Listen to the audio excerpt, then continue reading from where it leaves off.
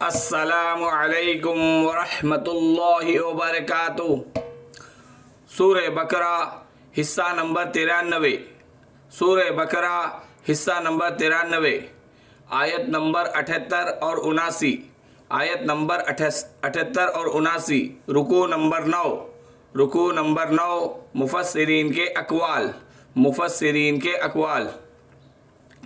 ناظرین، سامعین، اللہ کے نیک بندو، پیارے نبی حضرت محمد مصطفیٰ صلی اللہ علیہ وآلہ وبارک وسلم کے پیارے امتیوں، اللہ تعالیٰ کا فضل و کرم ہوا، احسان ہوا تو اللہ تعالیٰ کے فضل و کرم سے ہم نے پچھلے حصہ نمبر 92 میں جو ہمارے بنی اسرائیل کے تاریخ کے تعلق سے بات چل رہی ہے، جو 10 رکوع پر مشتمل ہم بات کر رہے ہیں، پچھلے حصے میں ہماری بات یہاں پر آ کر پہنچی تھی کہ بنی اسرائیل نے کلام اللہ میں اپنے حساب سے، یعنی اللہ کے کلام میں اپنے حساب سے تحریفات کی، اور کلام اللہ سے مراد توریت، زبور اور وہ صحیفے ہیں جو بنی اسرائیل کے انبیاء کے ذریعے ان تک پہنچے تھے۔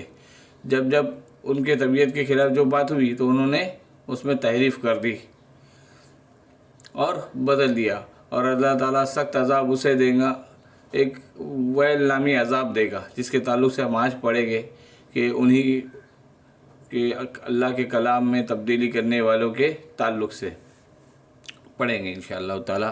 تو اپنے آج کے حصے کا آغاز کرتے ہیں، اور ہمیشہ کی طرح ہم آج بھی پہلے ہمارے موضوع کے تعلق سے جو آیت ہے اس کو پڑھیں گے، پھر اسی کے تعلق سے مفسرین کے اقوال کو پڑھا جائے گا۔ اعوذ باللہ من الشیطان الرجیم، بسم اللہ الرحمن الرحیم۔ وَمِنْهُمْ أُمِّيُّونَ لَا يَعْلَمُونَ الْكِتَابَ إِلَّا أَمَانِيَّ وَإِنْهُمْ إِلَّا يَظُنُّونَ فَوَيْلٌ لِلَّذِينَ يَكْتُبُونَ الْكِتَابَ بِأَيْدِيهِمْ ثُمَّ يَقُولُونَ هَذَا مِنْ عِنْدِ اللَّهِ لِيَشْتَرُوا بِهِ ثَمَنًا قَلِيلًا فَوَيْلٌ لَهُم مِّمَّا كَتَبَتْ أَيْدِيهِمْ وَوَيْلٌ لَهُم مِّمَّا يَكْسِبُونَ۔ صدق اللہ العظیم۔ ان میں سے یہودیوں میں سے بعض ان پڑھ ایسے بھی تھے جو کتاب کے صرف ظاہری الفاظ کو ہی جانتے تھے اور صرف گمان اور اٹکل ہی پر ہے۔ ان لوگوں کے لیے ویل ہے جو اپنے ہاتھوں کی لکھی ہوئی کتاب کو اللہ کی طرف کہتے ہیں، جو اپنے ہاتھوں کی لکھی ہوئی کتاب کو اللہ کی طرف کی کہتے ہیں اور اس طرح دنیا کماتے ہیں۔ ان کے ہاتھوں کی لکھائی اور ان کی کمائی کو ویل اور افسوس ہے۔ وَمِنْهُمْ أُمِّيِّينَ، ان میں سے بعض ان پڑھ۔ امی کے معنی وہ شخص جو اچھی طرح لکھنا نہ جانتا ہو۔ امیوں اس کی جمع ہے، امیوں اس کی جمع ہے، امی کی جمع امیوں ہے۔ رسول اللہ صلی اللہ علیہ وسلم کی صفت میں سے ایک ہے کہ نبی اکرم صلی اللہ علیہ وسلم بھی لکھنا پڑھنا نہیں جانتے تھے۔ قرآن میں اللہ کہتے ہیں کہ آپ اے نبی صلی اللہ علیہ وسلم اس سے پہلے نہ تو پڑھ سکتے تھے نہ لکھ سکتے تھے۔ اگر ایسا ہوتا تو شاید ان باطل پرستوں کی شبہ کی گنجائش ہو جاتی۔ امانی کے معنی باتیں اور اقوال ہے۔ امانی کے معنی باتیں اور اقوال ہے۔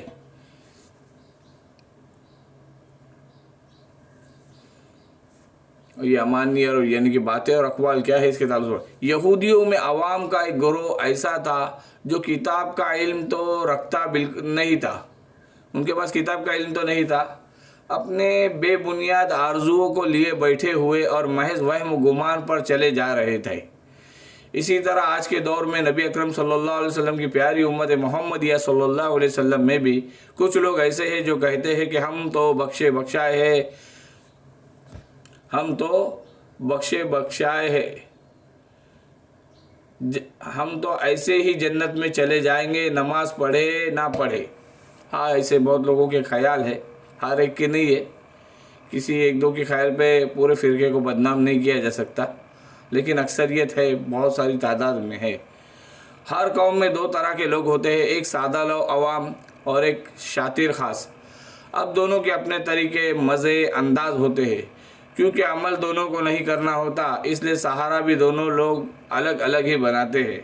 ہر قوم میں دو طرح کے لوگ ہوتے ہیں، ایک سادہ لو عوام اور ایک شاطر خاص۔ اب دونوں کے اپنے طریقے، مزے، انداز ہوتے ہیں۔ کیونکہ عمل دونوں کو نہیں کرنا ہوتا، اس لیے سہارا بھی دونوں الگ الگ لیتے ہیں۔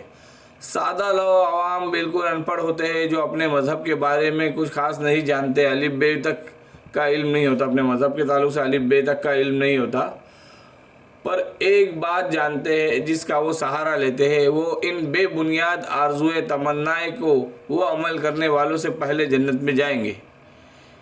یہ تو کہیں گے کہ ہم تو بخشے بخشائے ہیں۔ یہی اٹکل پچو خیال جمتے رہتے ہیں اور عمل سے، دین سے دور رہتے ہیں۔ جیسے کہ آج بھی ہمارے مسلمان بھائیوں میں کچھ لوگوں کا دعویٰ ہے کہ خوار ہے، بدکار ہے، ڈوبے ہوئے ذلت میں ہیں، کچھ بھی ہے، لیکن تیرے محبوب کی امت میں ہے۔ ان کا دعویٰ بھی ہوتا ہے ہم تو بخشے بخشائے ہیں، بھلے وہ نماز کے پابند نہ ہو، روزے کے پابند نہ ہو۔ تو ناظرین، سامعین، یہ بہت ہی برا شعر ہے۔ یہ نبی اکرم صلی اللہ علیہ وسلم کی شان میں گستاخی کرنا والا شعر ہے کہ ہم اپنے آپ کو خوار اور بدکار بھی بتا رہے، نبی اکرم صلی اللہ علیہ وسلم کا امتی بتا رہے۔ تو ایسا نہیں ہے۔ جب صحابہ نے نبی اکرم صلی اللہ علیہ وسلم پر ایمان لایا، اولیاء کرام نے، کئی اولیاء کرام جو ہے کسی اور مذہب سے تعلق سے، لیکن جب ایمان پر جمے تو ان کی خوارگی اور بدکاری سب دور ہو گئی۔ یہی تو خاص بات ہے نبی اکرم صلی اللہ علیہ وسلم کے ایمان دامن تھامنے والوں کا۔ اور ہم دنیا کو کہہ رہے ہیں ہم بھلے خوار بھی ہو، بدکار بھی ہو، نبی اکرم صلی اللہ علیہ وسلم کی امت میں سے، تو اس کا مطلب کیا ہے؟ کہنا کیا چاہتے ہیں؟ بے شک آپ امتی ہو نبی اکرم صلی اللہ علیہ وسلم کے، لیکن خوار اور بدکاری سے دور نہیں ہوئے، تو کیا بتانا چاہتے؟ یہ بہت ہی غلط بات ہے۔ اور اپنے آپ کو لوگ کہتے ہیں ہم اٹکل پچو، تیر لگاتے ہیں۔ اپنا خیال ہوتا ہے کہ ان کے پاس دین کی کوئی دلائل کہ تم بخشے بخشائے ہو، ایسی کوئی دلائل؟ بخشے بخشائے صرف ہمارے نبی اکرم صلی اللہ علیہ وسلم تھے، لیکن انہوں نے بھی اپنی زندگی کو عملی نمونہ بنا کر اس امت کے سامنے پیش کیا کہ آخری وقت ہے، پیروں سے چلا نہیں جا رہا، لیکن قدم دو ساتھیوں کا سہارا لیا، قدم مبارک گھسٹتے ہوئے مسجد میں گئے۔ تو صحابہ کی جب زندگی دیکھیں گے تو ایسا کچھ نہیں ہے۔ دیکھو، غور کیا جائے تو ہم ایک بات سوچے کہ ایک اسکول ہوتی ہے، اسکول کا ایک اپنا سسٹم ہوتا ہے، ایک سادی سی اسکول، پرائمری اسکول، میں کسی ہائر سیکنڈری کالج، کسی آئی ٹی کالج یا کسی ڈپلوما یا ڈگری کالج کی بات نہیں کر رہا، ایک سادی پرائمری اسکول، اس میں 5-6 سال کا بچہ ہوتا ہے۔ اب اس کو اسکول والوں نے واپس کر دیا کہ بھائی کیا آج تم کو اسکول میں آنے کی اجازت نہیں ہے۔ اب اس کے گھر والوں نے پوچھا کیا ہوا ٹیچر صاحب، بات کیا ہو گئی؟ تو ٹیچر بولتے کہ دیکھو اس کے بال کس طرح کٹے ہوئے، اس کو اس طرح بال کاٹ کے یہاں آنے کی اجازت نہیں ہے۔ تو کہا کہ بچہ ہے 5-6 سال کا، نہیں بولے اسکول کے اپنے رول ہے۔ اب 5-6 سال کے بچوں کے لیے رول ہے، اسکول کے اپنے رول ہے۔ اسی طرح اس بچے کو وقت پہ آنا بھی پڑتا ہے، اگر وقت پر نہیں آیا تو بھی اس کو اسکول کے داخلے کی اجازت نہیں دیتے۔ اسی طرح اس بچے کے لیے یونیفارم بھی ہے، اس یونیفارم میں اس کو آنا پڑتا ہے، اس کے بغیر بھی اس کو اجازت نہیں ہے، اسکول کے رول ہے۔ بچہ 5-6 سال کا ہے لیکن سارے رول اس کے پر ڈالے گئے ہیں۔ اسی طرح بچے کو شوز، ساکس یعنی کہ موزے، جوتے، ہر سارے رول فالو کرنے پڑتے جب جا کے اسکول میں آنے کی اجازت ہوتی ہے۔ پھر وہ بچے کے لیے کھانے کا وقت بھی طے ہوتا ہے، اس کے درمیان میں وہ نہیں کھا سکتا، بچہ ہے لیکن نہیں، اسکول کے رول ہے۔ تو اللہ تعالیٰ نے بھی اپنے کلام میں اپنے نبی صلی اللہ علیہ وسلم کی عملی زندگی کا نمونہ ہمارے سامنے دے دیا ہے۔ اللہ کا کلام بھی دے دیا اور نبی اکرم صلی اللہ علیہ وسلم کی مبارک زندگی بھی دے دی ہے۔ اور نبی اکرم صلی اللہ علیہ وسلم نے فرمایا میں تمہارے درمیان 2 چیز چھوڑے جا رہا ہوں، ایک اللہ کا کلام، دوسری میری سنت۔ لیکن تو کیا ہمارے لیے کوئی رول لے؟ بس یہ کہنے کی بات ہے کہ اسلام کو ہم نے اتنا ہلکا سمجھ لیا ہے کہ بس سن لیا، ایک کان سے سنا، ایک کان سے چھوڑ دیا اور پھر بھی ہم کامیاب ہو جائیں گے۔ چلو مان لیا کامیاب ہو بھی گئے تو کس طرح کامیاب ہوں گے، کس درجے میں کامیاب ہوں گے؟ کیا جو آج ہم داڑھی موڑی زندگی گزار رہے ہیں تو کیا ایک داڑھی مونڈھا اور داڑھی والا جو نبی اکرم صلی اللہ علیہ وسلم کے چہرے مبارک سے اپنے چہرے کو ملا رہا ہے تو وہ ہم سے بڑا کامیاب ہوں گا کہ ہم بڑے کامیاب ہوں گے؟ کچھ لوگوں کو لگتا ہے عقیدے سے کامیاب ہوں گے. عقیدے سے کیا ہوگا؟ عقیدے سے کیا ہوگا؟ عقیدہ ایک راہ ہے، بس آپ کو داخلہ مل گیا، آپ نے کہا لا الہ الا اللہ محمد رسول اللہ صلی اللہ علیہ وسلم، آپ ایمان میں داخل ہو گئے، آپ کو ایمان مل گئے، اسلام میں داخل ہو گئے. لیکن ابھی عمل کرنا ہوگا. تو ان سب چیزوں کو سمجھے کہ اسکول کے اپنے رول ہے، فیکٹری کے بھی اپنے رول ہوتے ہیں، ہر کمپنی کے اپنے رول ہوتے ہیں، کالجز کے اپنے رول ہوتے ہیں، ہر ایک کو اس رول کو فالو کرنا پڑتا ہے جب جا کے وہ رہتا ہے. اور کوئی کہے نہیں مجھ سے یہ سب نہیں ہوگا تو سیدھی بات ہے بھائی، آپ کو نہیں ہوتا چلو نکل لو، ایسے نکل لو، آپ کو وہ سب کچھ نہیں ملے گا نا. تو ہم لوگ ہمارے لباس یعنی ہمارا یونیفارم ایمان والا یونیفارم ہے کیا، کہ ہم کو دیکھ کے لوگوں کو یا سمجھ میں آتا ہے کہ ایمان والا ہے، کہ ہماری داڑھی منڈی زندگی داڑھی منڈے چہرے سے ہم کو دیکھ کے پہچان لیتے ہیں کہ یہ نبی اکرم صلی اللہ علیہ وسلم کا امتی ہے. تو یہ کہہ دے رہا کہ خوار ہے، بدکار ہے، ڈوبے ہوئے ذلت میں ہے، کچھ بھی ہے لیکن تیرے محبوب کی امت میں ہے، یہ بہت ہی غلط بات ہے. نبی اکرم صلی اللہ علیہ وسلم کی شان میں گستاخی ہے. تو اس سے باز آ جائے اور اپنی زندگی کو عملی نمونہ بنائے. کیا آج بھی نا سن کے صحابہ کی باتیں کفار مسلمان ہوتے تھے، پھر میرے نبی اکرم کی گفتار کا عالم کیا ہوگا؟ تو صحابہ رضی اللہ تعالیٰ عنہ کی باتیں، عمل اور ان کی زندگی کو دیکھ کے لوگ ایمان لاتے تھے. آج بھی قرآن ہم کو دیکھ کے کوئی ایمان نہیں لاتا، قرآن کو دیکھ کے ایمان لا رہے ہیں لوگ. تو دیکھو ہم اپنی زندگی کو ایسا بنائیں کہ لوگ ہماری زندگی کو دیکھ کے اسلام کی طرف راغب ہو. ہم اللہ کے پیغام کو دنیا تک پہنچائیں، لیکن اس طرح پہنچائیں کہ ہمارا دامن صاف ہو. ہوتا کیا ہے کہ کئی لوگ آج دین کی محنت کرتے بھی ہیں لیکن ان کے دامن صاف نہیں ہوتے، کسی کا مال کھائے ہوئے ہوتے ہیں یا کوئی الگ غلط کاموں میں مبتلا ہوتا ہے، تو لوگوں کو بہانہ مل جاتا ہے. ہاں یہ بات صحیح ہے کہ ہم نے نبی اکرم صلی اللہ علیہ وسلم کی مبارک زندگی پر ایمان لایا ہے، نبی اکرم صلی اللہ علیہ وسلم پر ایمان لایا ہے، تو بے شک ہمارے لیے عملی نمونہ وہی ہے. تو ہمیں چاہیے کہ ہم بچے، اس گندے کام سے بچے. تو ہم آگے بڑھتے ہیں کہ دیکھو اسلام کو ڈھونڈنا ہے، نبی اکرم صلی اللہ علیہ وسلم کو ڈھونڈنا ہے تو ہماری زندگی میں تو نہیں ملے گا، وہ تو قرآن میں ہی ملے گا کہ کیوں چاند میں کھوئے ہو الجھے ہو ستاروں میں، آقا کو میرے ڈھونڈو قرآن کے پاروں میں. قرآن کے پاروں میں ڈھونڈے، نبی اکرم صلی اللہ علیہ وسلم کی مبارک حدیث آئے، ان کی سیرت مبارکہ ہے، ان کی زندگی سے اپنی زندگی ملا، قرآن کے احکام پہ چلو، اللہ کے فرمان پہ چلو، اللہ کے حکم پہ چلو. ٹھیک ہے، اب آگے بڑھتے ہیں. دوسرے تو کسی بھی قوم میں، ہر قوم میں دو طرح کے لوگ ہوتے ہیں، ایک سادہ لو اور ایک شاطر خاص. اب دونوں کے اپنے طریقے انداز ہوتے ہیں، کیونکہ عمل ان میں ایسے لوگ ہوتے ہیں کہ جن کو عمل نہیں کرنا، کہ وہ سہارا لیتے ہیں، الگ الگ سہارے لیتے ہیں. سادہ لو عوام بالکل ان پڑھ ہوتے ہیں، جو اپنے مذہب کے بارے میں کچھ نہیں جانتے، الف با تک کا علم نہیں ہوتا، پر ایک بات جانتے ہیں کہ وہ سہارا لیتے ہیں. وہ ان کی بے بنیاد آرزو ہے، تمنا ہے کہ وہ عمل کرنے والے سے پہلے جنت میں جائیں گے. یہ تو کہیں گے کہ ہم تو بخشے بخشائے ہیں. یہی اٹکل پچو خیال جمتے رہتے ہیں اور عمل سے دین سے دور رہتے ہیں. جیسے کہ آج کل بھی ہمارے مسلمان بھائیوں میں کچھ لوگوں کا دعویٰ ہے کہ وہ خوار ہے، بدکار ہے، ڈوبے ہوئے ذلت میں ہیں، کچھ بھی ہے لیکن تیری محبوب کی امت میں ہے. ان کا دعویٰ بھی ہوتا ہے ہم تو بخشے بخشائے، بھلے وہ نماز کے پابند ہو، روزے کے پابند نہ ہو، نماز کے پابند نہ ہو. اسی طرح دوسرے جو شاطر خاص ہوتے ہیں، ان میں جو اپنی بات کو، اپنی شریعت سازی کو، اپنا فتویٰ سازی کو، اپنے من کی بات کو اللہ کی طرف منسوب کرتے ہیں. انہی کے بارے میں اللہ نے فرمایا یہ ایسے لوگ ہیں، یہ ایسے لوگ ہیں، یہ لوگ ایسا اس لیے کرتے ہیں تاکہ اس سے کچھ کما سکے، پیسہ مل جائے. دوسرے شاطر خاص ہوتے ہیں ان میں سے جو اپنی بات کو، اپنی شریعت سازی کو، اپنی فتویٰ سازی کو، اپنی من کی بات کو اللہ کی طرف منسوب کرتے ہیں.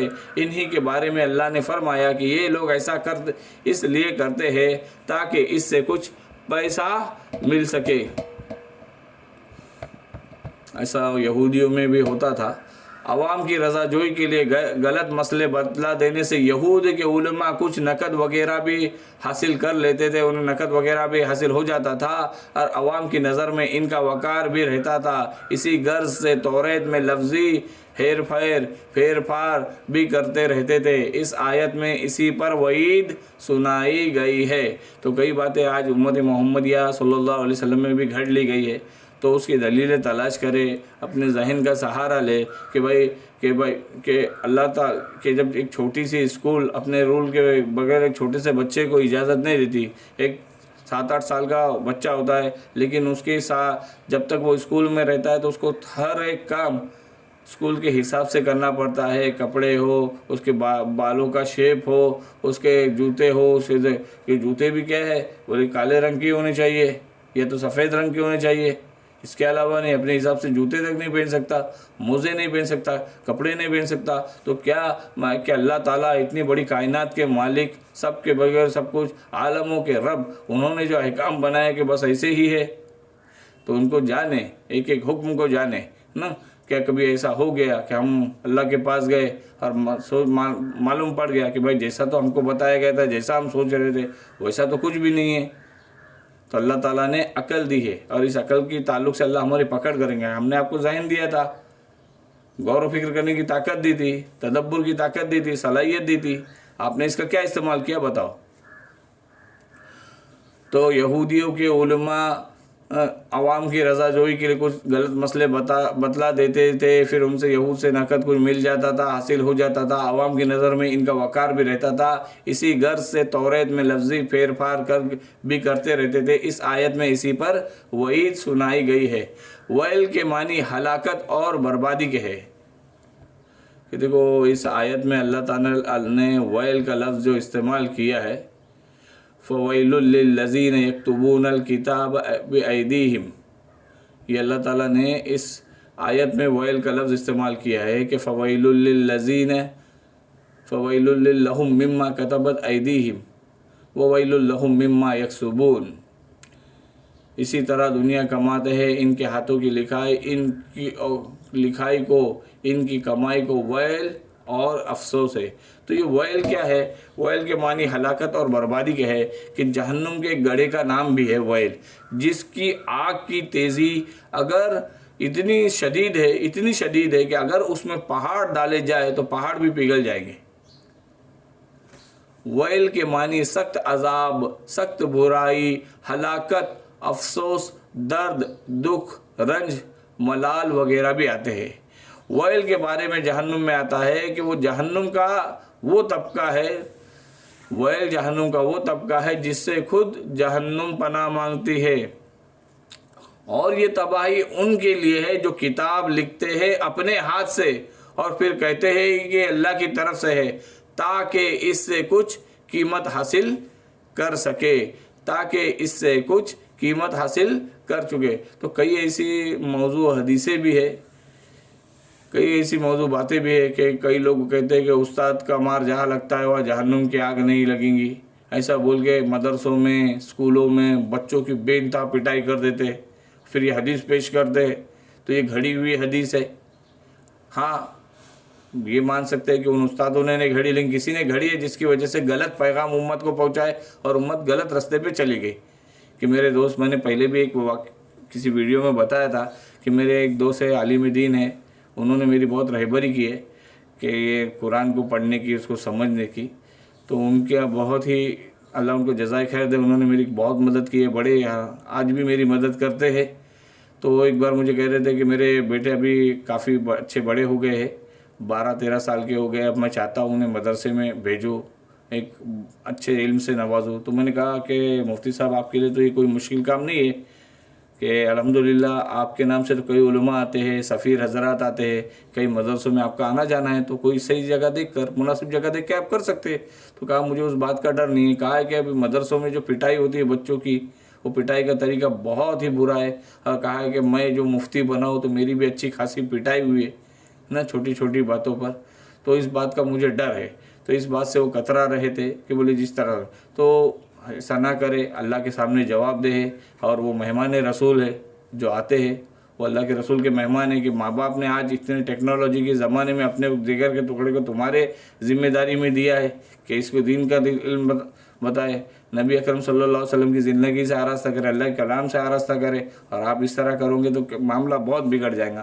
تو اسکولوں میں ٹیچر وغیرہ اس حرکتیں سے باز آئے، اور دیکھو بچوں کے دوست بنے، ایک بار آپ دوست بن جاؤ، دھیرے دھیرے اس پہ اپنے محنت کرو۔ تعلیم کے تعلق سے ہماری پہلی بھی بات ہوئی ہے، اور اللہ تعالیٰ نے اللہ کے کلام میں بہت ساری بات رکھی تعلیم و تربیت کے تعلق سے۔ جب اس کی تفسیر کو پڑھیں گے، گہرائی سے پڑھیں گے تو سمجھ میں بھی آ جائیں گے انشاءاللہ تعالیٰ۔ بچوں کے دوست بنے، کئی استاد ایسے ہیں جو بچوں کے دوست بن کے اپنا علم انہوں نے اس کے اندر صلاحیت کر دیا اور بچے نے بھی لیا ہے۔ تو اکثر دیکھا جائے نا تو غور کرو تو جو استاد اپنے بچوں کا دوست بنا ہے اس نے بہت کچھ اپنے بچوں کو علم دیا ہے، اور بچوں کی نظروں میں حقیقی عزت اس کی بنی ہے۔ تو صحیح بخاری میں ہے کہ حضرت ابن عباس رضی اللہ تعالیٰ عنہ فرماتے ہیں کہ تم اہل کتاب سے کچھ بھی کیوں پوچھو، اللہ کی تازہ کتاب قرآن مجید تمہارے ہاتھوں میں ہے۔ اہل کتاب نے تو کتاب اللہ تورات میں تحریف کی ہے، اپنی ہاتھ کی لکھی ہوئی باتوں کو اللہ عز و جل کی طرف منسوخ کر دیا، اس کی تشہیر کی، پھر تمہیں اپنی محفوظ کتاب کو چھوڑ کر ان کی تبدیل کردہ کتاب کی کیا ضرورت؟ افسوس کہ وہ تم سے نہ پوچھے اور تم ان سے دریافت کرتے پھرو۔ تھوڑے مول سے مراد، اللہ تعالیٰ نے آخر میں جو فرمایا کہ دنیا کے تھوڑے سے مول سے مراد ساری دنیا بھی مل جائے تو آخرت کے مقابلے میں کمتر ہے، اور جنت کے مقابلے میں بے حد حقیر چیز ہے۔ پھر فرمایا کہ ان کے اس فعل کی وجہ سے کہ وہ اپنی باتوں کو اللہ رب العزت کی باتوں کی طرح لوگوں سے منواتے ہیں، اس پر دنیا کماتے ہیں، ہلاکت اور بربادی ہے۔ آج بھی کئی لوگ ہیں جو اپنی باتوں سے یعنی دین کی باتوں سے دنیا کماتے ہیں۔